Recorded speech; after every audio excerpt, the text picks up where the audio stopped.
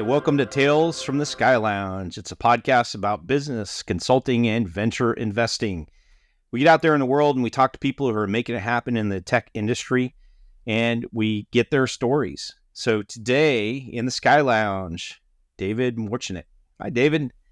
Welcome to the Sky Lounge. Hey, Todd. Great to be here. Excited about this conversation. Awesome. Well, David, why don't you tell us a little bit about your background and how you came to be CEO at AirWorks? Yeah, absolutely.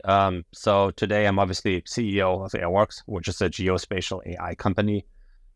We analyze aerial data of any sort, so aircraft data, drone data, satellite data, even LiDAR data, and convert that into intelligence for businesses to take better decisions. This is pretty close to my background. I've always been an aerospace guy, so I actually went to school to study aerospace engineering in Europe and Germany. I always was fascinated about planes and how they connect cultures, how they allow people to meet each other all around the world, and how they allow us to consume goods from all different places in the world. And so really wanted to just learn more about aviation and flying, and became an engineer. It's really shaped its unique way, really. My early days, I started with Airbus in Europe, really started in Hamburg in Germany in the cabin engineering division, then had a stint in China, worked for manufacturing for Airbus in China, came back to Europe, and that's when I helped Airbus over 4.5 years launching the A350 program, which is then used long-range aircraft program that we managed to deliver to Qatar in 2014.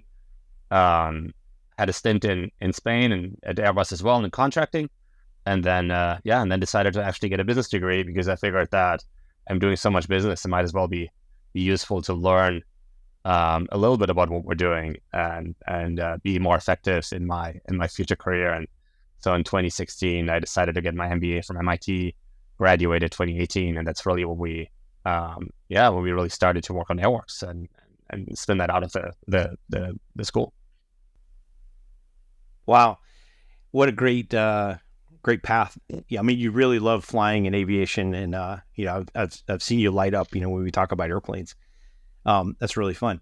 Well, so you mentioned that you were doing an MBA at Sloan at MIT, and I guess that's where you met your co-founder Adam, right? You want to talk about that? How were you guys like classmates? Was there some kind of special program at Sloan where they said, hey, who's interested in a business or who has an idea, or was it kind of more organic than that? Yeah, I've always been really interested in what it takes to build a company from the ground up, right? How do you get from an idea to actually customers and execution? And that was my number one goals going into MIT. I worked for a large company before. Airbus is a 140,000 people company. Right, so I had experience on how does it look when you're at scale, but I really wanted to find out how do you commercialize something, right? So I made it a very big focus of mine. Opted in the summer, so MBAs are always 2-year programs in the US where you have some flexibility, right? You have some time to actually explore, take a different amount of classes, meet a lot of people, and try new things. Right, it's an opportunity to not just like obviously get a better job afterwards, but also to really like try out what could be a good fit for a career. And so I pursued entrepreneurship and my own innovative ideas in aerospace pretty aggressively. Actually worked on a really fun idea in year one that was without my current business partner and was with a different team of classmates. And we kind of really just after 6 months, we were trying to build like a drone system that delivers pharmaceuticals from pharmacies all the way to the consumer. So the idea was, can we use drones to get medicine more quickly in the hands of people that need it? And it turned out there was so much red tape from regulations and even the market. We couldn't get convinced about the market, right? So why would you send a drone if people aren't willing to pay for a guy on a motorbike, right? That was then ultimately the conclusion, right? And yeah. So killed that. And so I really went into the summer, given that I had big company experience already, I got into the summer really focusing on Airworks and kind of, I learned so much about drones that I got really excited, not about the hardware side, but the software side of things, right? And the software side of data. And that's really when I met Adam. It was actually really interesting. Adam was not at MIT. He had a a company with about 40 people here in Boston. So he was running his construction company, but on the side, he had a startup that was in the drone business. So they were actually a marketplace for drone data collection. So they were finding customers that needed high resolution, high quality data, and they had a bunch of pilots on staff, or basically had a drone network that they were able to then broker the transactions between the pilots and the customers. And what was really interesting is so he came from it from an industry standpoint, right? I came from it more from the academic side and where I see the world is going. And Adam really saw what the industry is doing, what the industry needs. And he actually had one of my classmates that did an internship in a startup. I was at the same time involved in kind of managing and running the internship program at MIT. And so one day my classmate called me up and he's like, hey, I'm in this really cool company. And it's a little bit of a chaos, but you should really meet the founder. I think you guys have very much the same vision on where this industry is headed. And that's what happened. So Adam and I got to meet each other, and the hardest thing was to pass the interview with his wife, because she was like, no startups anymore. It's all crazy. Like, what are you doing? Right? So luckily she approved, because otherwise we wouldn't be here today. Yeah. And it's working out pretty good from where I can tell. So, so we could talk about drones. Where do you think, it used to be Part 107. Before that, I guess you had to have like an actual pilot, like airplane pilot, certified pilot, sitting there with you so that you didn't like fly into some weird airspace. So, and then fast forward where Part 107 hit, and then, people can reasonably fly without, a certificated, fixed wing aircraft pilot. And then, pandemic hit, and then everybody's way more into, all these delivery services. You feel like that whole market's starting to soften up a little bit? Or, is it going to be forever before we figure out how to run drones down a street, full of people with heavy objects? It's really fascinating, right? How this whole industry developed, right? If we think back, even just 5-6 years, right? I mean, drones were used either by the military or as toys for kids, right? To play around, right? And like you just said, for good reason, you needed to have an actual aircraft license to fly a drone commercially. So, which is really funny, because Adam's previous company actually had aircraft pilots on staff to fulfill that requirement, right? And what's interesting is just because you know how to fly an airplane, you don't necessarily know how to fly a drone, right? Right. So it often turned into an aircraft pilot just standing next to the drone pilot to satisfy their requirement, but the drone pilot was actually the one piloting the aircraft. It's crazy. Yeah. So it's a little bit crazy, but there's also good rules, right? Me, myself, as an aircraft pilot, right? Like, drones operate, they're heavy vehicles, right? And they operate in the airspace. So it's actually very scary to have a drone run into an aircraft. And our air traffic control system is just not suitable today to allow thousands of small vehicles and to manage those in the sky. So there's a lot of work being done. So to overhaul that, to build another kind of unmanned traffic management system here that's very similar to what we call the air traffic management system today. And so before we'll have that fully built out, I don't think I can envision a world in which really like drone deliveries or even flying taxis or any of that like unmanned flight at scale is going to find its way to your doorstep. So even today, what we're seeing is a lot more proof of concepts, right? The FAA clearing like, one warehouse to a small neighborhood, or like two facilities that are in range of each other for unmanned flight. But unmanned flight at scale, we're going to need an overhaul of the system, and that's what we're working on, right? So I think from a drone technology side of things, actually, we're ready. Yeah. Right. You can build a drone, you can program it, right, very accurately with RTK GPS. You get to a couple inches or even an inch or two of accuracy and precision, and that drone can literally probably land a package on the top of any building, right? Even on any mailbox, right? But the problem is, how do you make it safe, right? Yeah. How do you can make sure drones don't run into each other?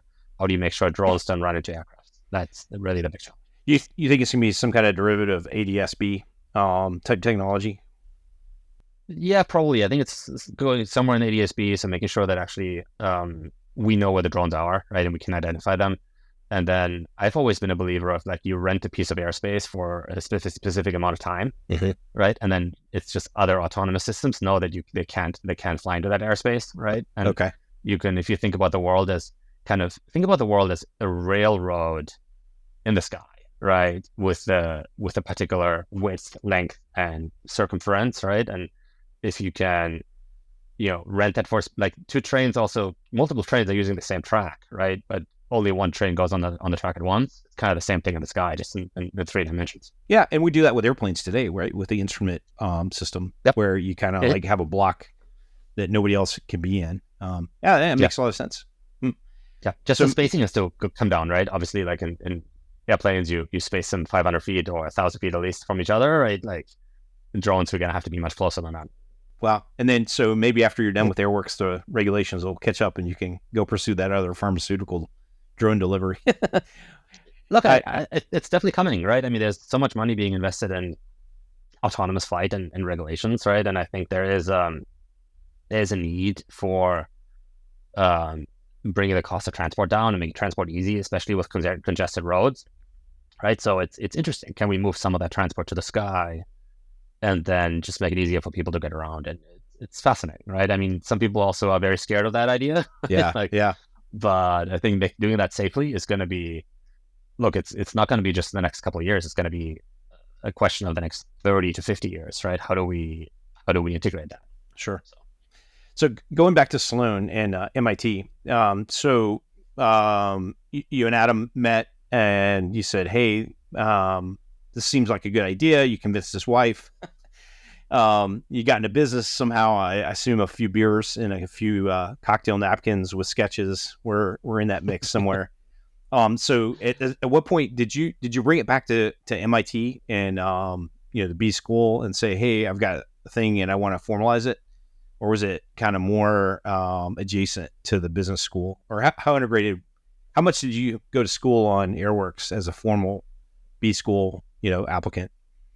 No, we definitely did, and tried to leverage all the support we got at business school. It's definitely a great environment, MIT especially, but all business schools really, I think, or all engineering schools, because there's so much smart people on campus that you can ask for help, right? Which is, I've always felt we had an overload of advice at MIT, right? And that's really sort of for other entrepreneurs, it's hard to get advice. At MIT, it's the opposite, right? You have probably 10 smart people for every topic. So the question is, they don't always say the same. So what do you actually then believe in? Right. And what do you decide to do? Right. Right.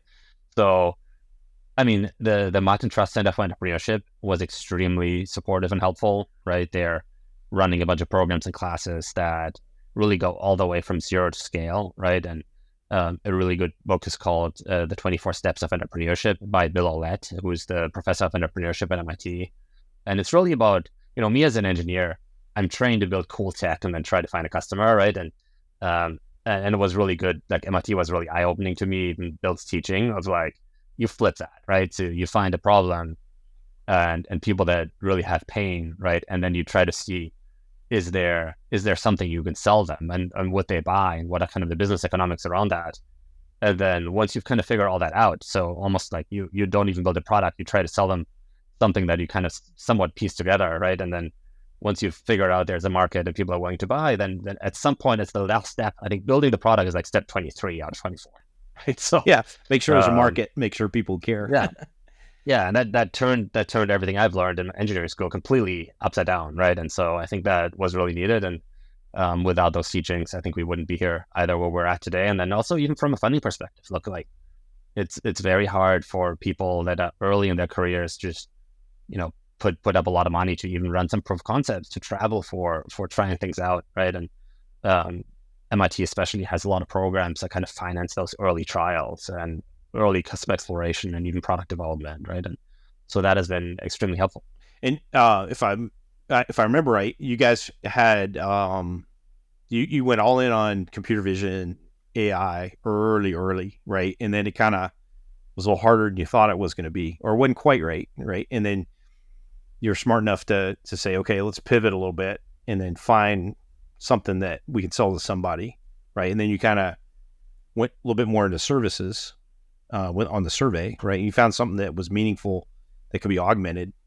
And then, you kind of like talk about that process of, at what point do you kind of look across the table and go, this is not working, like we thought. I think everybody has a couple pivots, in a successful company, right? So talk about that first pivot, where you kind of went, gulp, okay, we got to do something a little different here. What was that conversation like? Yeah. So, I mean, a couple things to tell here. So I want to back up a little bit if you don't mind, Yeah, Todd. absolutely. When we started the company, Adam and I were so excited about the potential of geospatial data, right? Like, to summarize, drones was just one of the sources of data, right? Like, the other one I was looking at is satellites, right? Like, 10 years ago, we had about 11 imaging satellites in the sky. Today, it's over 1,000. So we have 100 times as much data, right, that we've had.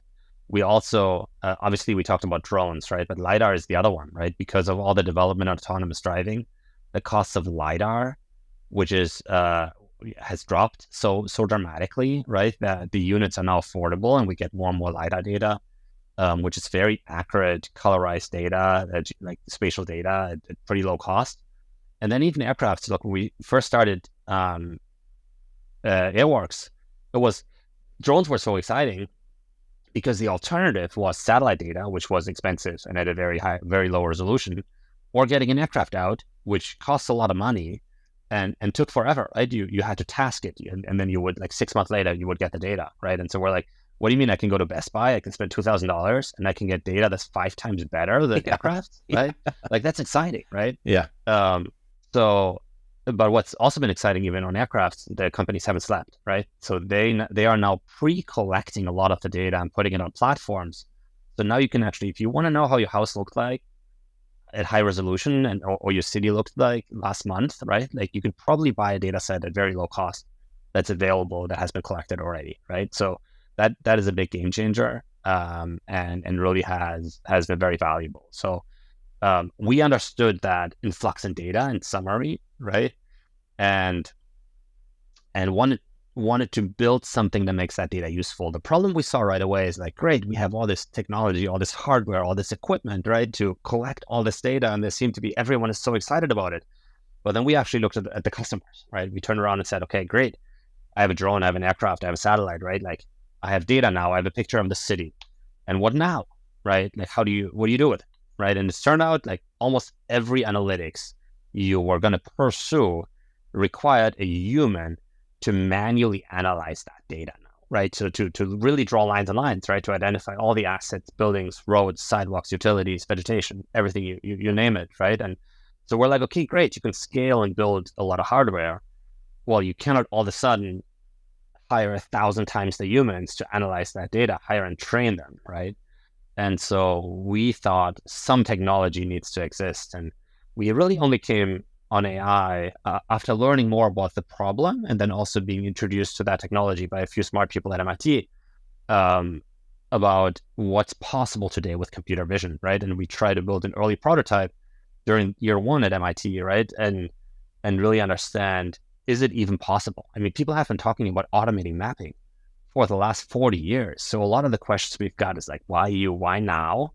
And can it be done, right? And those were even my questions, right? So we built a prototype that automatically extracted roads, buildings, and sidewalks pretty cheaply, pretty quickly. And we didn't even have a nice UI or any interface, right? It was really just a technical demonstrator, right? That we used then to show to the investors, like, hey, look here, this is working. We've only spent like 100K on it, and it's already showing really, really good results. So let's do this, right? And so we raised money, we went all in, we built the product, right? And we obviously had some minimum requirements on accuracy. And we learned pretty quickly that, and we actually launched this to customers. We had a wait list of over 100 companies. They got on, they tried it out, right? And what we learned pretty quickly is that AI was so new to this industry that imperfection, like, people were just not used to understanding how AI results look like, right? It's like using ChatGPT for the first time, and you don't understand why it's not finding a certain piece of article or document, or why it looks different, and why you get answers that are slightly different than what you would expect, right? And so there was too much of a step change, I would say, from going from 100% manual to 100% automated, right?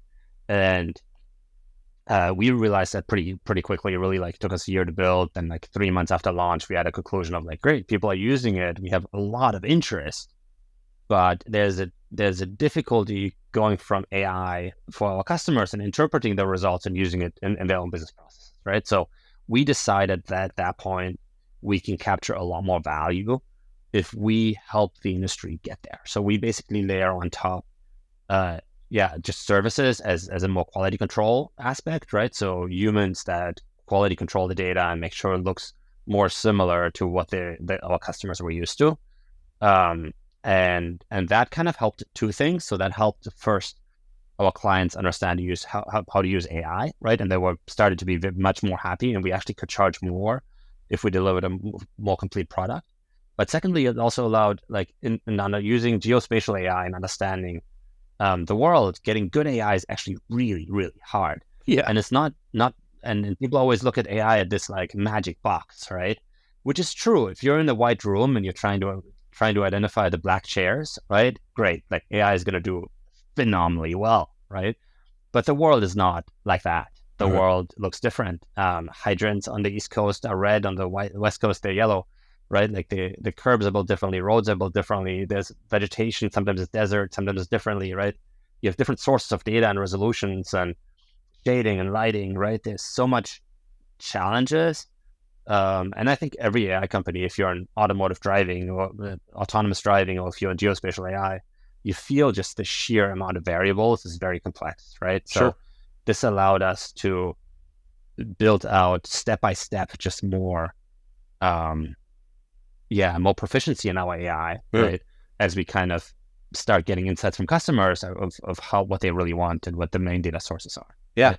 So a lot of learnings on that side. Yeah, I can remember you talking early on about, man, in a lot of ways, our competition is drone versus not drone. Like just simply, like there's a lot of old school survey folks who just want to put on their boots and grab their stick, go out and survey, versus, people that are more tech forward that are starting to adopt the drones. I think that's an awesome story about how, if it's possible to be too tech forward and miss it, right? And then so instead of just saying, oh, well, we missed it, we're too early, you bring everybody along. I mean, that's genius of, and do something to help the market, right?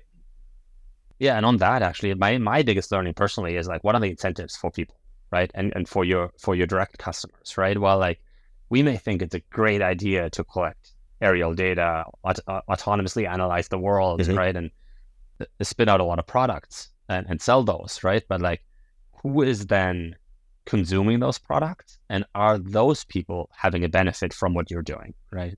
We notice, for example, our customers, they are in engineering. Engineering is like 3/4 of the engineering labor is paid by the hour.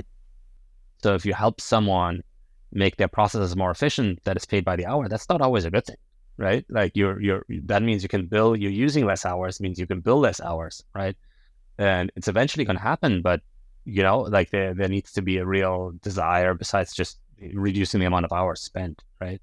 So we actually had that learning a little bit later, right? And then we looked especially for areas where our customers are billing by the project, and because then if they're billing by the project, well, by using technology, you can actually have more profit, right? And so I think that's important. And so not looking just 3 steps up the food chain, right, to the end client. Hey, for the end client, this is obviously great, but like, who is your direct customer, and is that direct customer having a benefit from what you're doing? And it changes. And it sounds, what you guys do great is you're always just relentless about product market fit. What's different this year?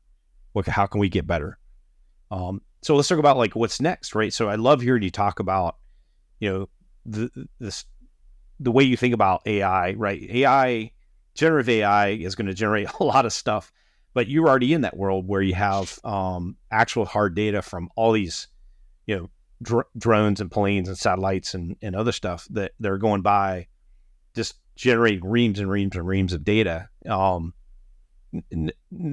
You can't possibly make sense of all that stuff manually, right? I love hearing you talk about that. You got to get to AI, right, at some point, or some kind of machine augmentation for making sense of all this data, so that a smart human can come in and make a difference in the world.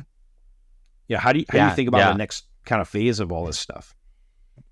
Yeah, no, that's super interesting, right? And that goes right into the aspect of leveraging the data to help and build a better world, right? Like kind of pivoting from, yes, one human. So one human, if you say, okay, hey, use AI to do this more efficiently, might be like, okay, that means I have less work in the future, right? And we need less humans.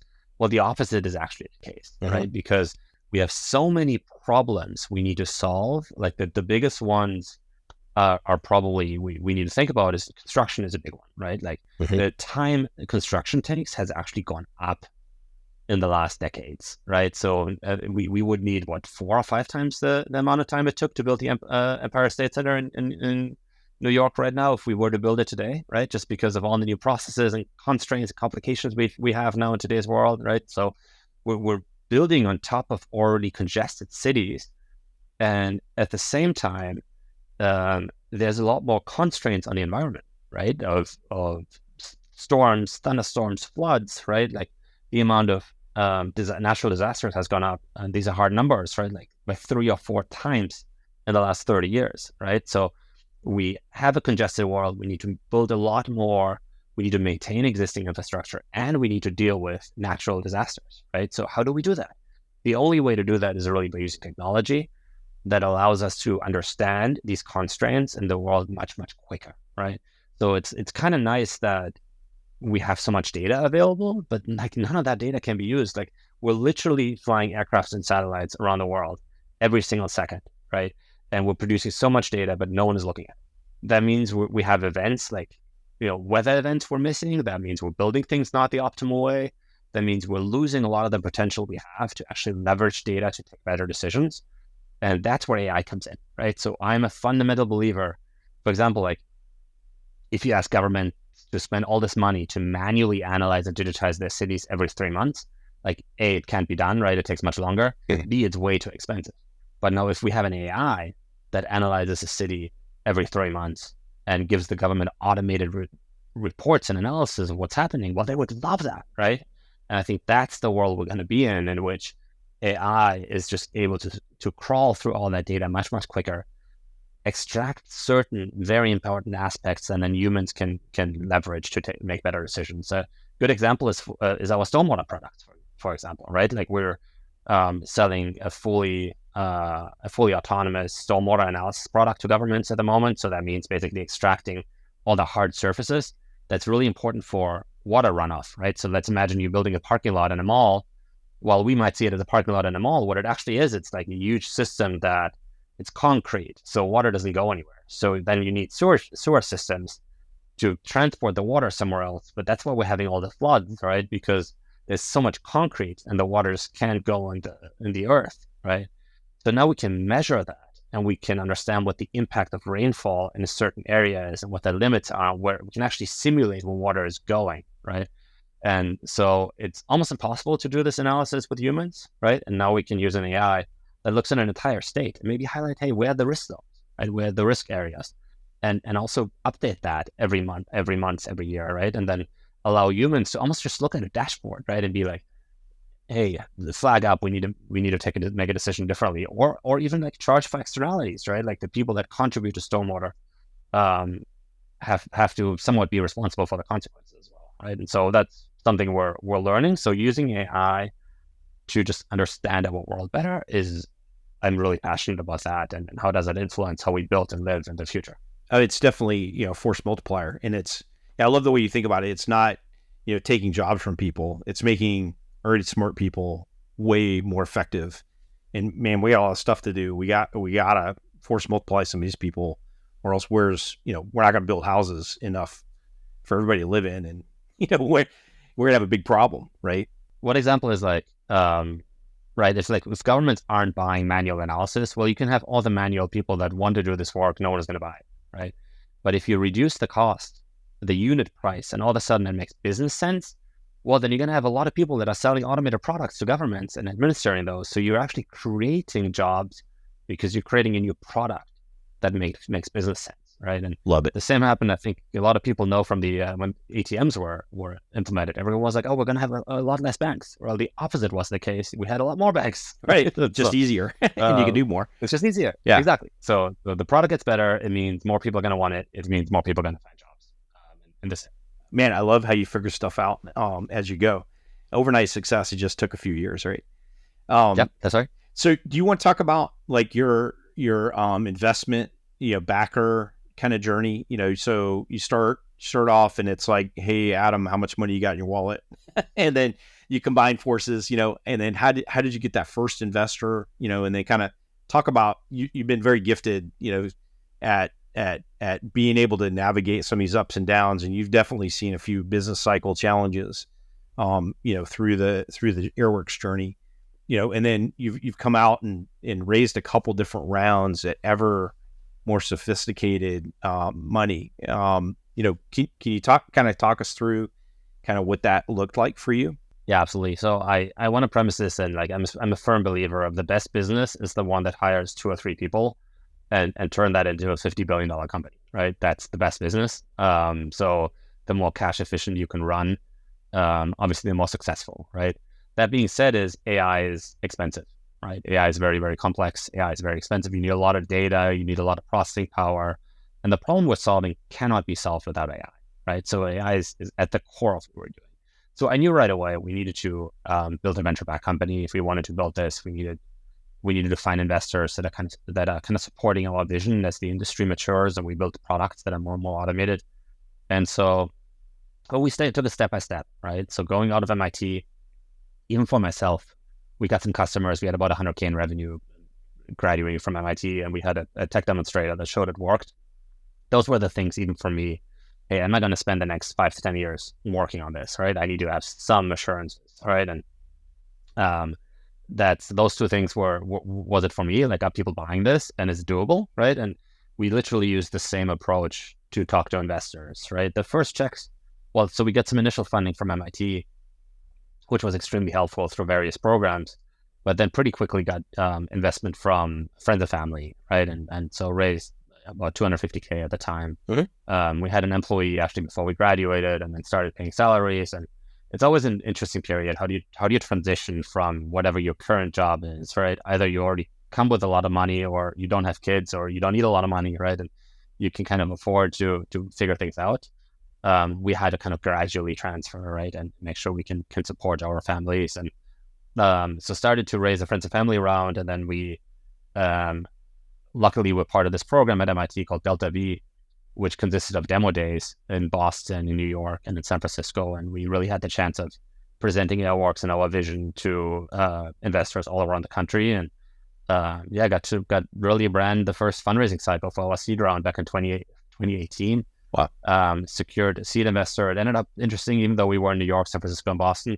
We ended up getting along really well with an AI fund called InnoSpark Ventures. They're focused on B2B AI applications in various different sectors, and they just seemed like a really good fit, both from a strategy perspective, but also from they have a lot of experience in how to commercialize AI solutions into business applications, and that was a phenomenal fit. And we still work a lot with InnoSpark, and so I'd been super fortunate to work with them since 2019. Then, that was the first round, right? And so that's how it got started. That's what we used, to build the product, hire the team, to build first traction, and kind of de-risk the business step by step.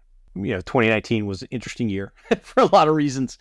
And, you're a big proponent of, you like people in the office, at least a lot of the time, right? And your thinking kind of has evolved on that, right? You're a little bit more flexible on remote or partially remote work, or where did you land on that whole, in office versus remote kind of debate? Yeah, I think when you're starting a company, I definitely think it's very hard to go 100% remote, or to not see each other often. Just the time on whiteboards together, and also the time in person at our customers is very unique, right? And I cannot imagine a world where that happens as efficiently, fully remote, right? I do think once processes are established a little more, right? So when a company has playbooks, and rules and clearly described roles and responsibilities, and you kind of come, like, people come to work more and more. They know they have a set agenda and a set playbook. I mean, I do think you can be anywhere at that point, right? I've always told my team it doesn't matter when you work as long as the work gets done. But especially in the early days, very little is just defined, right? So we're figuring things out, and it's really much easier to be in person for that. So until I think 2022, it really pushed hard for everyone to be in the office at least 3 days a week. So even COVID was a big hit.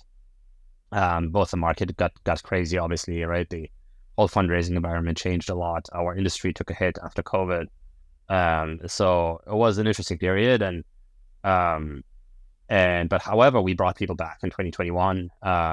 In the summer, we kind of really mandated again 3 days a week in the office, which seems to be what everyone is landing on now. So we were some of the first to go there in June 2021, and still have that methodology right now. Just like, obviously as you grow as a company and you kind of hire the leaders, and we're all in all states in the US. So at some point, and again, the bigger you get, the more process you have. At some point, it's less relevant where people work from as long as the work gets done, right? So yeah, we have a good mix, and I think we'll have more and more technology that really allows us to bridge the gap between remote versus hybrid, and leverage the benefits of both. Yeah, and you're on how many continents now? How many different places are you involved in business? Yeah, we're still very much focused on the US, but we do have customers in Europe. We have customers in Australia, not so much in Latin America yet, but it's mostly inbound, right? Like, you can sign up for AirWorks online, create your account like yourself, right? And so customers coming in and being really interested in what we're doing. So yeah, we'll see that more, not this year, not next year probably, but at some point we'll optimize the product for it's a heavy lift to go international, right? It's not just like, hey, you can sign up from Australia now. It's really about, okay, what's the language of these countries? Well, Australia happens to be English, so that's beneficial. But what's the currency, and then how do people do business, and how is value created in this country? How do people learn about products? How do people pay their taxes, right? Where's data hosted and stored, right? So lots of different things we have to. And your life got a little bit more complex, or rigorous, maybe is a better word. Last year, right? You took another round of funding with a ever larger investor or investment firm.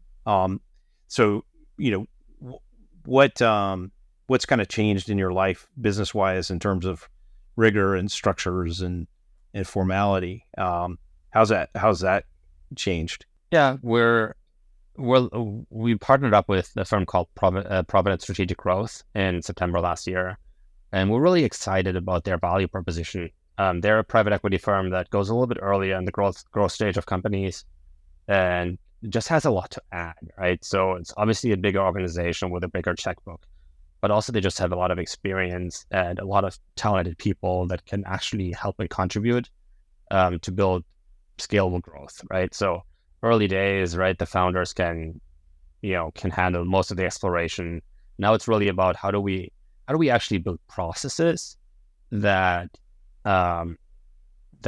mandate our presence less and less, right? Because I can only have 10 sales calls a day, and that's it, right? So when we're scaling the organization and we're going towards a lot more clients, like we're gonna have to teach people how to do that, right? Yeah. And so I'm actually really enjoy that process, right? There's a lot of founders that I think need to be in every decision. I've always done well, like building processes that ultimately got myself out of a job, right? Yeah. So if that, and here it's going to be a little bit more tricky, right? Because there's going to be hiring and work to do at all times, right? And strategy to set. But as far as we can take and scale processes and build the executive team around us, that'll be an interesting time. And PSG has been a phenomenal partner, and obviously working with private equity, does bring a lot of value, but it also adds another level of rigor, right? Of having to, private equity is not kind of a moonshot endeavor, right? Like venture, where like 1 out of 10 companies work, it's like 10 out of 10 companies work, right? So how do we prove that, right? How do we build this, month by month, and how do we kind of turn a small company into a growing business, hire the right people, but also put the right process in place, right? So that certainly has evolved, right? And I think it's good pressure, and I think I'm excited about growing and learning myself in that journey. Yeah, well, it's fun to watch, and you're bound for ever upward and onward. One of the things about AirWorks that I really admire, and we talk about a lot, is how people can balance. Obviously work hard but still find time to spend with their families. Get married, have kids, celebrate birthdays, go skating. I mean, your guys are always up to something. And I'm not sure what's up with all these champagne bottles and these targets floating around, but you find time to have a good time. So maybe talk a little bit about the importance of and how do you think about family and you have a lot of people in your company that are at different points of their career development, right? So some are probably still in college, right, all the way up. What's your philosophy of work-life balance at AirWorks? And then how do you think about family integrating into something that is just kind of a grind sometimes? Yeah, I'm mostly how I want to think about this topic is I do believe that people are mostly motivated and they do their best if they work on something they're really passionate about and something that they really, really enjoy, right? That's when work almost doesn't feel like work, and where you come to work every day wanting to give it all, right? And wanting to to be in it. So I think we're attracting naturally. We're looking for people who want to make an impact in the world and who don't want to treat the job as a job, right? We're like, hey, I work a 9 to 5 and then I go home and I spend time with my family. And that's really what my life is, right? So we're looking for people who want to bring themselves to work, including their families, right? That means we're very open to, for example, if someone needs to work from home, right? And the kids run around. I mean, that's just how the world is. As long as the work gets done, I'm okay with that, right? And I think I myself, just also as we grow as a business, right? At the beginning was a lot about how many emails can I write, how much market research can I do every day, right? So I needed to grind all the time, basically, right? And you can do this for a couple of years, right? And even in my past career, I've had very stressful jobs where you're working 60, 70, 80 hours a week, and that still sometimes happens, and that's totally fine, right? But it's a marathon, right? Building a company is a marathon. Every phase is important, and now it becomes a lot less around how many hours I put in, but what decisions do we take that shape the future of the business, right? And so I took a very conscious decision 1.5 years, 2 years ago of if I'm not in the right shape mentally and just stable in life, I won't be able to do this for the next 5 to 10 years, right? So I started prioritizing workouts, getting time for fitness, but also I have 2 small kids, right? And so having the kids, 6 years ago, the first one, and 3 years ago, the second one, just really also opened my eyes of okay, yeah, obviously we have to do the most important things and we need to make sure work gets done, right? But we'll never be completely at inbox zero, right? So what is the 80% of most important decisions we have to take, right? And then how does that work with still seeing the family, still watching my kids grow up, right? And luckily technology helps there too, right? I always tell my team, it doesn't matter when you work as long as the work gets done, right? And I see it the same way. Maybe I'm going home at 6 to make sure I can take my kids to bed, but then I'm back on at 9 or something to get something done, right? And I treat the team the same way. And then we do make it a habit of having family events, right? So the people with kids, do we have parties that are open to families at some point, right? And where they can all meet each other, right? For example, Adam's children are the same age as mine, and some of their best friends, right? And so it's actually wonderful that they can spend time together, and that way, just they also enjoy the collaboration, right? And that just I think makes AirWorks hopefully a more happy place for people to come to, right? Where they can bring themselves, be themselves, but then also work on something they're passionate about, because we do have extremely high expectations of people and what they can deliver. And you just can't do that if you're not all in, right? So that's my philosophy around the topic. It's you need to take care of yourself, but you also need to just be working on something that you're passionate about. If you're not, there's plenty of other jobs, and that's okay. Yeah. And I think your culture is a really healthy culture. There's a lot of transparency, and there's a lot of, hey, we're not blaming anybody. We just got to get stuff done, right? And then so I think everybody can work hard for a while and then say, hey, I've got to take a couple weeks off to go, I don't know, get married or, go on a vacation or whatever it is you got to do. And that's okay because, everybody's got each other's back. We've had a lot of employees getting married recently. A lot of employees had kids, and we're yet to have the first AirWorks child. That hasn't happened yet, right?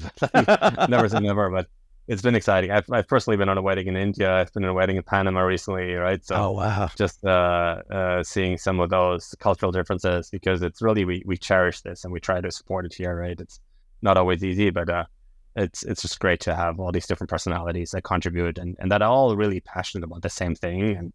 And that's been just very rewarding for myself. So I know in your future, there's going to be a few sky lounges and that you've flown a couple different places, in your career, being in aviation. So you got any great sky lounge stories for us? A couple. The one that actually stands out that I was thinking about when you share with me the topic of the podcast here is a flight I've had actually coming back from Dubai, or from China actually. I had a stopover in Dubai, and then I boarded the plane and I found myself in the middle seat, which is never great, right? This was Dubai, Germany. Middle seat, on the right of me, I had this journalist who was like a book writer and a story writer. On the left of me, I had a boat captain. Oh, wow. Right. So about like 10 minutes in the flight, the journalist started to order the first glass of wine. This was like in the morning at 9 a.m. So she was like, ordered a glass of red wine. I'm like, this is a bit early, right? Like 9 o'clock.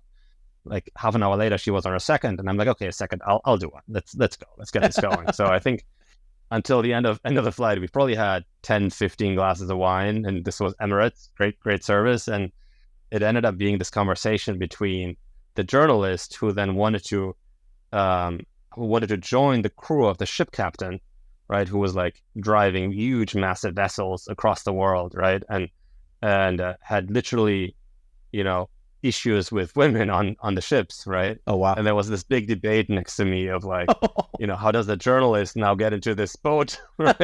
to join them. It was just a very obscure situation, right? And I really enjoy that. It's always impressive the people you meet, right? Like when you travel. And this was a very funny one where at the end they were negotiating how this could happen, right? And like it was a very interesting endeavor on travels. I think this is the one that stands out the most. Okay, well, David, it's been great having you here in the Sky Lounge. And if people want to follow up with you after this, how can they find you on the internet? Yeah, so LinkedIn is probably the best. David Morczinek on LinkedIn.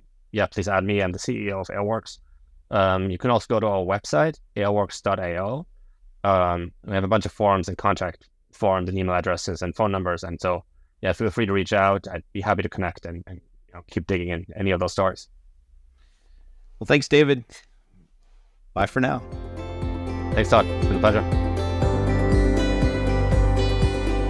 Thanks for joining us in the Sky Lounge. Please like and subscribe to hear more from Tales from the Sky Lounge here and anywhere else you get your podcasts.